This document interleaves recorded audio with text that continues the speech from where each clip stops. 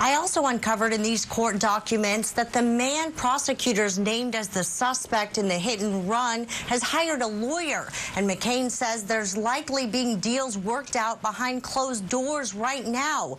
Meanwhile, I just got off the phone with the lead detective of this case for the Vancouver Police Department. He tells me right now they're just putting the finishing touches on the investigation, and he believes they'll be able to find their suspect when they need to. Hussein Abukar was a freshman at Franklin High School. He was found bleeding on these stairs, and he died of a single gunshot wound to his head. His mother tells me that she didn't even know the man that he was with at the time. Ken, as soon as the crude oil trains could be rolling through here is 2016.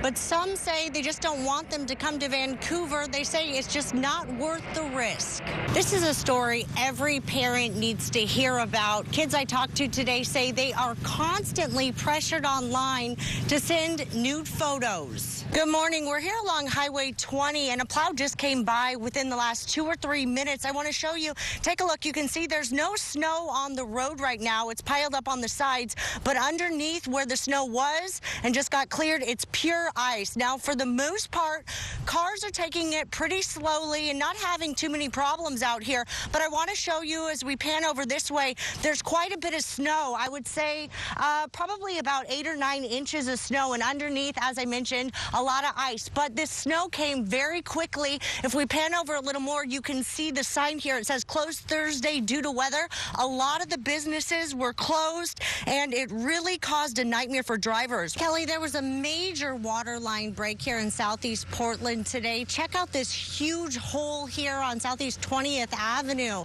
And crews have been out here for hours trying to fill it in. Also, take a look just over to your screen here. You can see this huge chunk of broken pipeline laying here on the sidewalk. Some drivers tell me it's hard to see where these lanes start and stop on this 1 mile stretch of I-5 North. And I'm asking why this fog line is just peeling and lifting from the roadway. And tonight, I'm getting you answers. The victim was held captive in the apartments just behind me. He had to be rescued by police. And today I talked to a man who says he tried to warn police 8 days before this happened, but they wouldn't listen to him because he had a history of using drugs. Practices that you've been selling cars that you know are brand titles. Oh my God! Go away, guys. Will you talk to us? No, yeah. Why we have a thing? Why we're having people sleep on the streets for? You know, there's homeless people. A rant about the homeless problem in Portland from Jesse Ephraim when we asked him about accusations of dirty dealings at his chain of used car lots in Salem. Are you selling cars on purpose to people that you know they can't drive, that are dangerous? After repeated attempts to get an interview with Jesse Ephraim of Jesse & Sons, we caught up with him in downtown Portland just after arbitration on one of several lawsuits against him. Civil suits accusing Jesse & Sons of unlawful trade practices. This is your chance to tell your side of the story. Nothing to tell. Talk to my lawyer. Ephraim's lawyer didn't want to talk either. You're his attorney. Will you comment? I don't have any comment. But Jesse's customers have plenty to say. Well, there's no hose. I mean, when it overheated, the hose like popped, and so I can smell it. There's no water circulating from the radiator through the motors. And the woman he sold this Dodge Durango to says he didn't tell her it had been wrecked. She found out from the DMV the title was totaled months later. And he put my life, as well as my family members' lives, and anyone else who has ridden in that vehicle with me at danger. So she sued him. Last month, she won the lawsuit after this wholesale order Jesse signed showed he knew the car was totaled. It's been an emotional roller coaster. It has put a lot of stress on me. It's full of misrepresentation. This 83-year-old just settled out of court with Ephraim, but add fraud and elder abuse to the claim. I could have had a serious accident going out to the coast before I discovered all these things were wrong. Ed St. John says the brakes and tires on this RV Jesse sold him with a smile were dangerously defective. I went back 2 or 3 times and they just double talked me. And the claims only get worse. This man is worried for his safety and asked us not to show his face. No, pues no es justo, eh? He says it's not fair that he's out $2,000 and Jesse still has the car.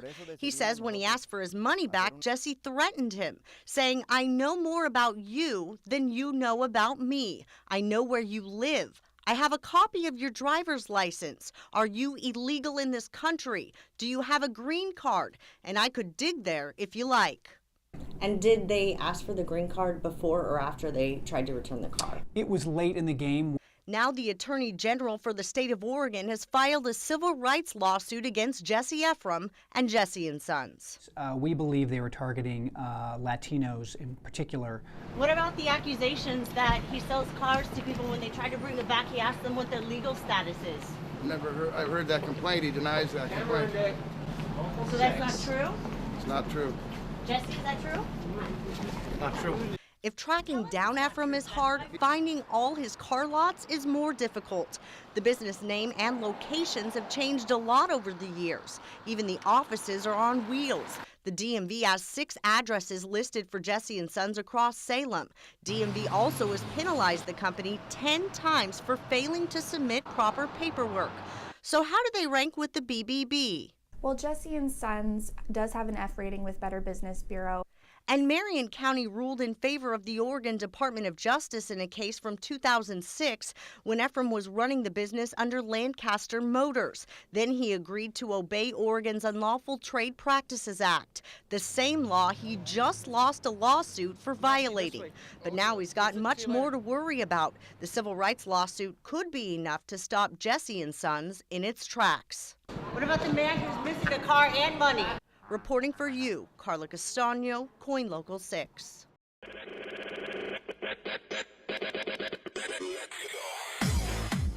In the dark, with the music blaring, it didn't take long for our undercover cameras to see everything from racy touching to grinding, on the dance floor and on couches. These clearly weren't the high school dances most parents think of. Everyone is like all over each other. This dad, Michael Murrow, looked up the dances online after his daughter sounded an alarm. He was furious to see photos of girls in bras, panties, and lingerie shot by an event photographer and posted on Moonlight Events' Facebook page. I mean, you've got 13, 14, 15-year-old kids, and they're being treated and dressed like exotic dancers, and they're pushing these sexual acts and trying to get it on pictures and everything else, and it seems to be okay with the people here. With an undercover camera, we bought tickets and went inside. The flyer clearly stated the dance was for anyone high school and up. All the kids we met were from 14 to 16 years old from the Salem and Portland areas.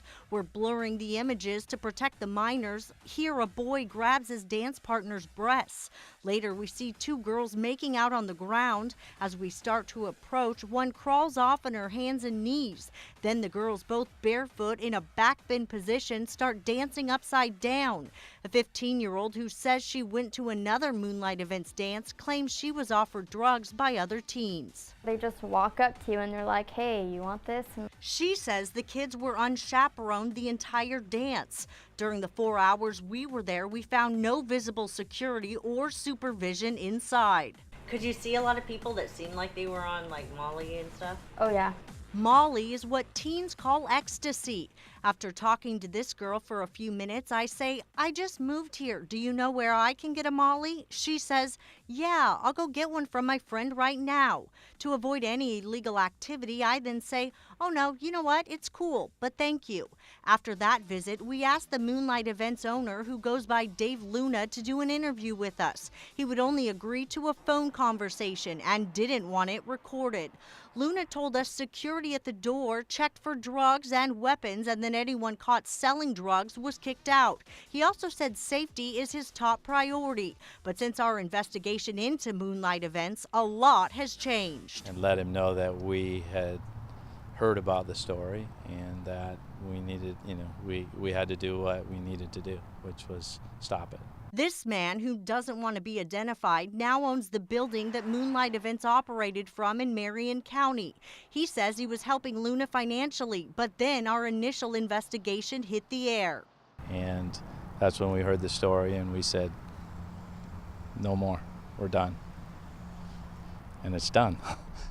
Today, the building sits empty with a for sale sign out front. And that's not all that's changed. Moonlight Events' Facebook page for high school dances is also gone, replaced with a new one promoting adult music and comedy shows around the country. This is news to me.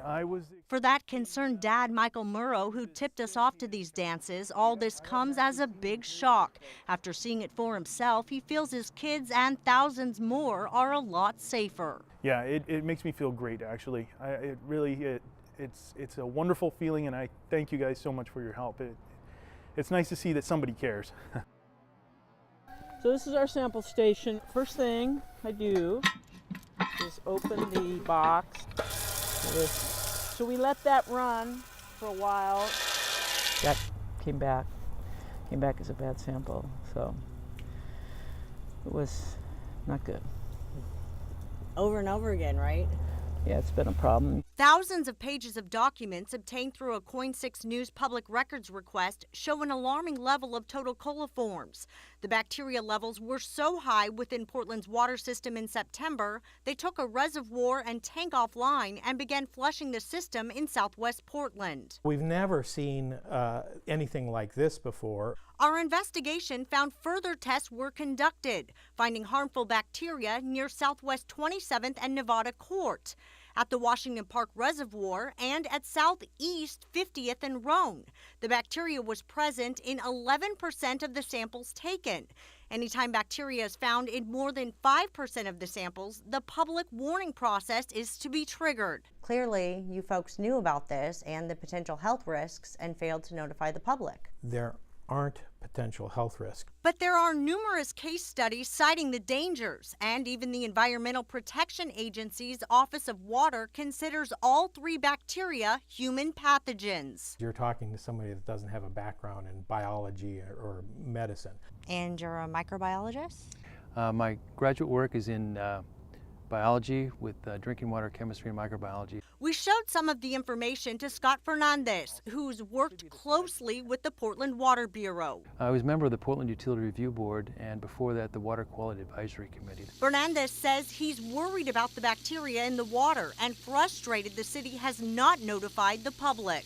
These are opportunistic pathogens that could be very problematic, especially for children and immunocompromised people and older people too. So this is what we have a big concern with. Coin6 News uncovered this email showing Bureau staff knew the contaminants could cause bacterial infection. And while they prepared boil water maps for the entire city, they held back. They are only required to if E. coli is found. They also chose not to warn hospitals and medical centers on their warning list. There was nothing to alert our customers to. Not the Enterobacter aeruginosa, the Enterobacter complex, or the Pentora species? Nope. The Water Bureau sent the samples to a private lab, not one of the 71 state-accredited laboratories.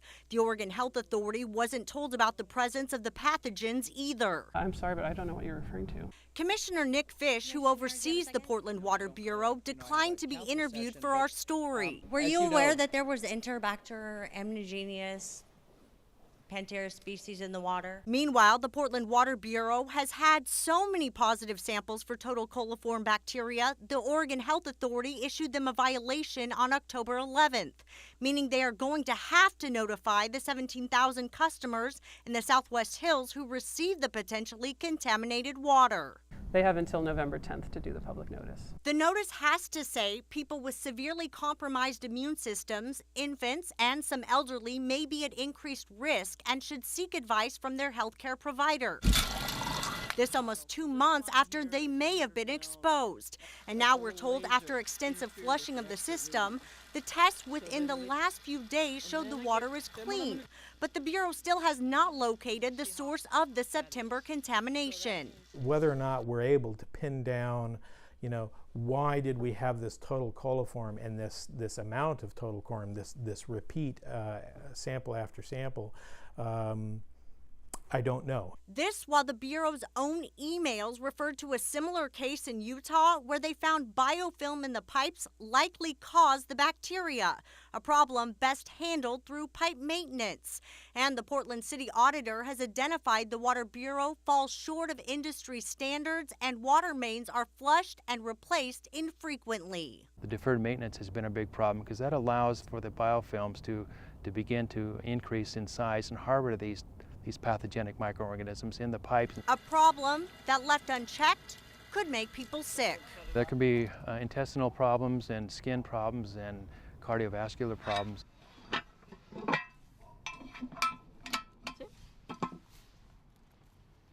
There are 2 cars that are stuck right now on the flooded roadway here on River Road South in Salem. Take a look, you can see this car here now. We actually had to be driven out here by the Marion County Sheriff's Office, and we found today that there is no shortage of drivers willing to drive into this water.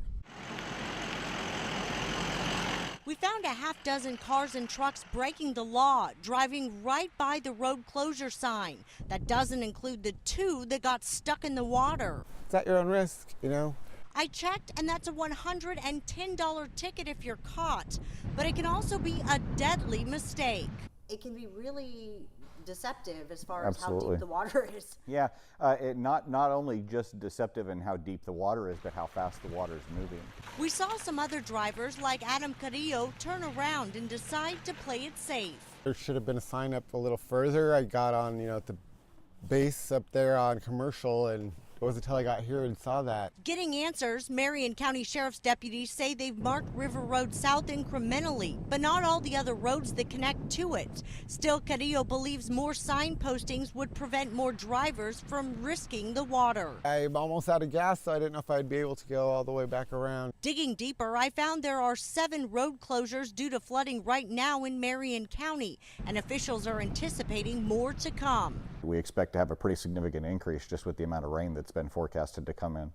So it's only going to get worse before it gets better. Marion County Sheriff's deputies tell me they are out patrolling these roads, one as a safety precaution, but also to issue tickets to violators. In Marion County, Carla Castano, KOIN 6 News. We're very lucky that he's still here. We're very lucky that he came home. This 9-year-old's parents feared the worst when the school called, saying their son's life wasn't there. You think you might never see him again. It's very, very terrifying. The autistic 3rd grader's parents had trusted him to the care of the school bus driver. The school is calling you and telling you, saying, we don't have your son, is he coming to school?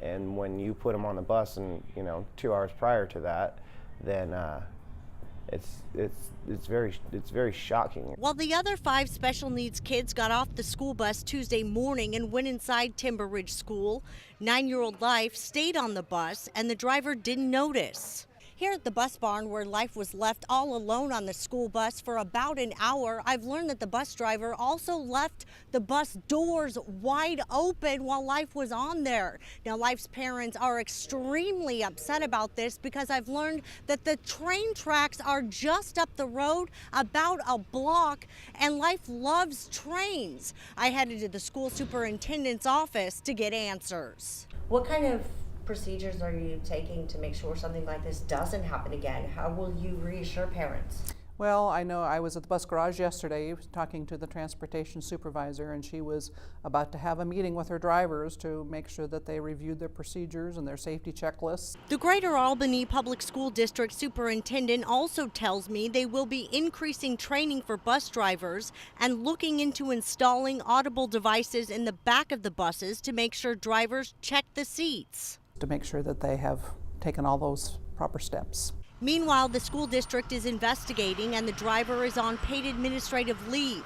But the boy's parents don't feel that's enough in light of what could have happened. I think when I put him on the bus that may have been the last time I ever saw him. In Albany, Carla Castano, KOIN 6 News. Certainly we've seen that grow. Broad daylight, the start of the work week. These men right in front of Portland City Hall. The campers hardly discreet, passing the pipe for several minutes. We also see City Hall campers opening and drinking out of beer cans. Many pour cans of beer into metal water bottles. Some even drinking from beer bottles. Moments later, officers walk by the group. It's unclear if any of this is visible to police. Just inside City Hall, Police Chief Mike Reese, who didn't have time to view our video but did answer a few questions for us. People who are drinking, smoking pot in the middle of the day, broad daylight, I mean, we saw it time and again, and nothing was being done about it. Downtown Clean and Safe is a really good resource if you're in the downtown area. Certainly calling the non-emergency line. Portland also has a sidewalk obstruction ordinance that calls for keeping sidewalks clear, but there are no other restrictions to it. How long do you foresee this going on outside of City Hall? I think, again, most of the behavior that you see is legal. But we didn't find drivers once parked forced literally to step over people, sleeping bags, suitcases, and garbage, having to walk around shopping carts too. Some people say it's a nuisance, other people say it's a problem as far as trying to park and you can't even get out of your car. Again, I think that's some of the dynamics that exist in all of downtown Portland. We're really trying to focus on keeping the peace. And this, we're told, is the cleaned up version after a major effort by police Friday night. And picked up a lot of abandoned property. But on the right side of your screen, a woman camping with the group trips and falls on some of the clutter. She then is carried by other campers, moved to another section in front of Portland City Hall. So the question to you is, as the viewer, does this seem to violate, this video, violate the city ordinance? Now, we tried to show the video to the mayor. I actually put in several calls to the mayor yesterday with no response, and I sat in the mayor's office all day today, but he made no time to address this issue. Live in downtown Portland, Carla Castano, KOIN 6 News. The mayor has completely changed around security. He's put more feet on the ground inside. At the same time, he says he wants to make the City Hall more accessible to everyday people. If we leave it empty, then nature abhors a vacuum and something else probably less attractive will happen here. The mayor's reason for putting in food carts serving up pizza, Vietnamese noodles, and hot dogs at Portland City Hall. It's nice to have some variety closer. Mayor Hales tried to put in one cart unsuccessfully over a month ago. The Fuego burrito cart rolled in and out, saying campers were harassing them. They left after 2 days. What do you think will stop this from happening again? Well, one, now we're providing more seating. We're going to have seating inside and outside. We're going to probably have some standing tables in there under the portico. We can't obstruct traffic, foot traffic in and out of the building, so we have to be careful how we're going to do that. And we're also going to have a coffee stand inside. So we think we'll create enough critical mass here that this will be a place to go downtown. Flashback to a few months ago when we showed the mayor exclusive KOIN 6 video of the campers smoking from pipes and drinking from beer bottles in front of City Hall. This is your front, right in front of your office, and you're the police commissioner. Dozens of campers were lined up with their grocery carts and pedestrians were stepping over them. Not pretty. Mayor Hales kicked them out the very next day. A big relief to those who work nearby. And now campers have left the area parks as well. Hales says now more than ever it's important to establish City Hall as the people's place. I think what we saw here at City Hall is that if we don't use this public space as it was intended to be used, then anything could happen. The mayor would also like to see a bookstore inside on the first floor. He says he'd also like to see more kids touring City Hall as well. Live downtown, Carla Castano, KOIN 6 News.